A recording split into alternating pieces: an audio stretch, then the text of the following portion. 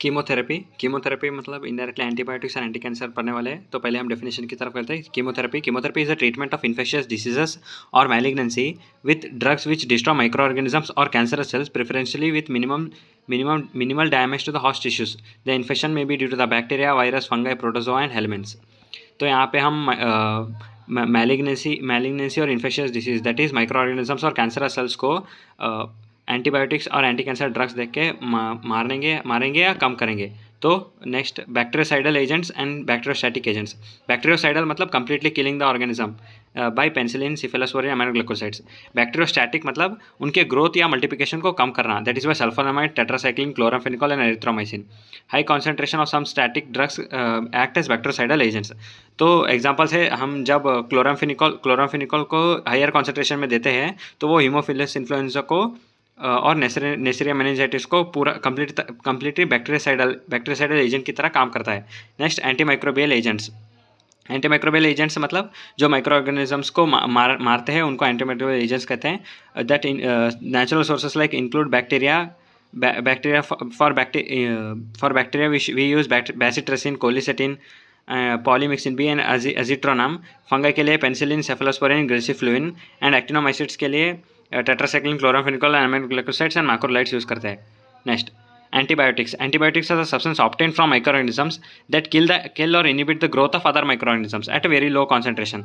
तो एंटीबायोटिक्स क्या है? जो हम दूसरे ऑर्गेनिज्म से निकाला हुआ चीज़ एक दूसरे ऑर्गेनिज्म को मारता है। एक ऑर्गेनिज्म से निकाला हुआ चीज़ दूसरे ऑर्गेनिज्म को मारता है, उसको minimum inhibitory concentration is that concentration of antimicrobial agents which prevents the visible growth of microorganisms. Let's come to the classification of antimicrobial agents. They are classified into three types, that is according to the type of action, spectrum of activity and mechanism of action. First type of action में bactericidal और bacteriostatic में divide किया गया है। Bactericidal में penicillin, cephalosporin, aminoglycoside, fluoroquinol, rifampicin, metronidazole. Bacteriostatic में tetracycline, chloramphenicol, sulfonamide, dapsone, erythromycin, clindamycin. तो यहाँ पे आप एक चीज़ याद कर लीजिए, लाइक बैक्टीरियोसाइडल का पूरा याद कर लीजिए, बाकी के सारे बैक्टीरियोस्टैटिक रहते हैं। Next what are the spectrum of activity? इन दोनों के स्टार्टिंग के दो है, like penicillin G and aminoglycosides and broad spectrum antibiotics are tetracycline and chloramphenicol. Classification according to the mechanism of action. Drugs that inhibit cell wall synthesis, affect cell membrane function, inhibit protein synthesis, alter protein synthesis and inhibit viral DNA synthesis, affect DNA function and inhibit DNA kinase। ये उनके examples है और उनके related है, तो आप इनको आप खुद ही पढ़ लीजिए। Next resistance to antimicrobial agents. तो उससे पहले हम एक नीचे का एक डायग्राम बचा हुआ है जो है according to the mechanism of action एक डायग्राम है और आप देख सकते हो। 1 मतलब inhibit the cell wall synthesis, 2 मतलब affect the cell membrane function, 3 and 4 में ट्रांसलेशन के रिलेटेड है, 5, 6, 7 में ट्रांसक्रिप्शन मतलब DNA to RNA उसका है, और 8 में folate metabolism paraamino benzoic acid converted dihydrofolic acid and tetrahydrofolic acid, वो वाला है, that is anti metabolites. Next resistance to antimicrobial agents. जब micro organism does not respond to antimicrobial agent, that is called developing resistance to the antimicrobial agents. उसमें 2 types है, एक है natural and एक है acquired. Natural is genetically determined, example है gram negative bacilli not affected by penicillin G. Acquired में by mutation और gene transfer के थ्रू होता है। Mutation is a permanent alteration in the sequence of DNA। Resistance can be a single step और multi step process, मतलब एक step में ही mutation दिखा देने पर रेसिस्टेंस डेवलप कर देते हैं। उसका एग्जांपल है staphylococcus to rifampin. And multi step मतलब 1 या 2 स्टेप होने के बाद ही रेसिस्टेंस डेवलप करते हैं। उसका एग्जांपल है resistance to erythromycin. Next the transfer of genes of drug और resistance occurs by the following mechanism. 3 mechanism यहाँ पे दिए गए हैं, ट्रांसडक्शन, ट्रांसफॉर्मेशन एंड कॉन्जुगेशन।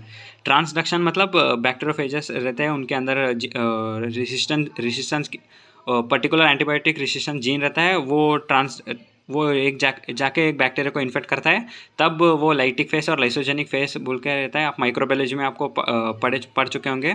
वहाँ पे जब वो जीन प्लाज्मिड में से मिलके बैक्टीरियल DNA RNA में आने के बाद वो पर्टिकुलर एंटीबायोटिक के लिए रेसिस्टेंस डेवलप करता है, मतलब उसको सुपर पावर मिल जाता है।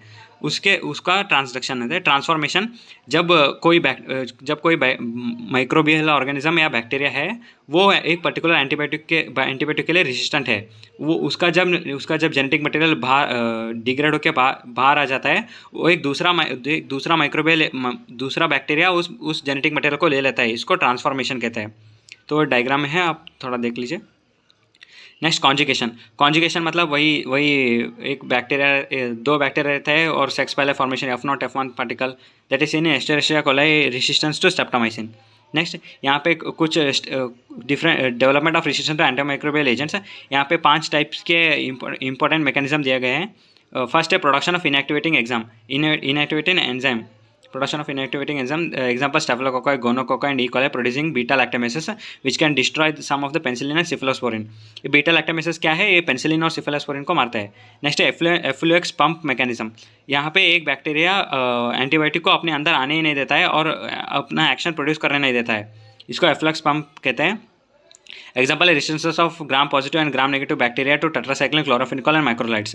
Decrease entry of antimicrobial agents into the organism, that is alteration of the channel or transporter required for the entry into the organism। तो एंटीमाइक्रोबियल एजेंट्स को अंदर ही नहीं आने देते हैं। Alteration of binding site, example penicillin binding protein. ये है penicillin binding protein, मतलब ये पेनिसिलिन को एंटीमाइक्रोबियल एजेंट बाइंड ही करने नहीं देता है। Next absence of metabolic pathway, कुछ में मेटाबॉलिक पाथवे एग्जिस्ट नहीं करता है, फिर भी ये मतलब क्या है, क्रॉस रेसिस्टेंस मतलब organism that develop resistance to antimicrobial agent में show resistance to some other chemically related antimicrobial agents. मतलब जब हम एक एंटीबायोटिक देते हैं और उस एंटीबायोटिक की वजह से दूसरे एंटीबायोटिक्स के लिए भी रेसिस्टेंस हो जाता है। दैट इज उसमें भी दो है, वो एक 1 वे प्रोसेस एंड 2 वे। पहले 2 वे के लिए टेट्रासाइक्लिन सल्फोनामाइड्स है, दैट इज टेट्रासाइक्लिन। अगर टेट्रासाइक्लिन के रेजिस्टेंस हो गया तो डॉक्सीसाइक्लिन के लिए भी हो जाएगा। अगर सल्फर डाइजीन को रेजिस्टेंस हो गया तो सल्फर डाइऑक्सिन के लिए भी रेजिस्टेंस हो जाएगा। नेक्स्ट वन वे मैकेनिज्म, अगर नियोमाइसिन को रेजिस्टेंस हो गया तो स्ट्रेप्टोमाइसिन को भी होगा, पर स्ट्रेप्टोमाइसिन को हो गया तो नियोमाइसिन के लिए नहीं होगा। This is one. Prevention of development of resistance of antimicrobial agents, it is done by मतलब रेजिस्टेंस, कोई भी बैक्टीरिया को रेजिस्टेंस डेवलप करने से रोकने के लिए हम क्या क्या कर सकते हैं। Selecting the right antimicrobial agents, मतलब पर्टिकुलर इन्फेक्शियस एजेंट को हम पर्टिकुलर एंटीबायोटिक्स ही देंगे, मतलब ऐसे नहीं करेंगे कि एक एंटीबायोटिक देके ट्रायल एंड एरर खेलेंगे, पर्टिकुलर जो है वही देंगे, एंटीबायोटिक ससेप्टेबिलिटी टेस्ट करेंगे और दे देंगे। Next giving right dose of antimicrobial agent for proper duration, ज़्यादा भी नहीं देना, कम भी नहीं देना। Next proper combination of antimicrobial agents, TB के लिए हम 4 ड्रग्स देते हैं, that is multi drug therapy, वो भी करेक्ट वे में कंबाइन करेंगे और करेक्ट कॉम्पोजिशन यूज़ करेंगे, तो हम इसके थ्रू बैक्टीरिया को रेसिस्टेंस डेवलप करने से रोक सकते हैं।